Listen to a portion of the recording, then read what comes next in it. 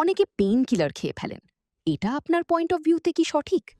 Pain killer খাওয়াটা ভুল নয়, কিন্তু কোনো ফিজিশিয়ানের সাথে কথা বলে তবে খাওয়াটা উচিত। পেন কিলার যেটা করবে সেটা আপনার ব্যথাটা খালি কমাবে, রুট কজটাকে সলভ করবে না বা আপনাকে সেটা ট্রিট করবে না। সেইটা ট্রিটমেন্টটা দরকার রুট কজটার। পেন কিলার আপনার খালি উপসর্গগুলো কমিয়ে দেবে। তো আপনি হাঁটতে পারছেন না, সেটা হয়তো আপনাকে হাঁটতে সাহায্য করবে বা ব্যথাটা কমিয়ে দেওয়ার জন্য আপনি আপনার অ্যাটলিস্ট মুভমেন্টগুলো মেনটেন রাখতে পারবেন কিছুটা।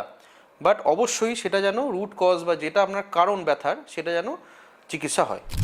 ফিজিওথেরাপি আসলে কিভাবে কাজ করে? ফিজিওথেরাপি বেসিক্যালি কাজ করে আমাদের মাসেল ফাংশন, ব্লাড ফ্লোটাকে বাড়ানো এবং যে টক্সিনসগুলো তৈরি হয়েছে সেগুলোকে ওয়াশ আউট করতে। এবং কী কী জিনিস কাজে নিতে পারে, ম্যানুয়াল থেরাপি হতে পারে, হিট হতে পারে, আল্ট্রাসাউন্ড হতে পারে, বা এই ফিজিক্যাল এজেন্টসগুলো দিয়ে কাজ করে। এটার একটা বড় ভাস্ট থিওরি আছে, সায়েন্স আছে, যেটার ভিত্তিতে ফিজিওথেরাপি কাজ করে। শুধু এক্সারসাইজ করলেই কি ফিজিওথেরাপি হয়ে যায়? না, এক্সারসাইজ হচ্ছে একটা ফিজিওথেরাপির পার্ট। ফিজিওথেরাপির মধ্যে আরও অনেক কিছু আসে।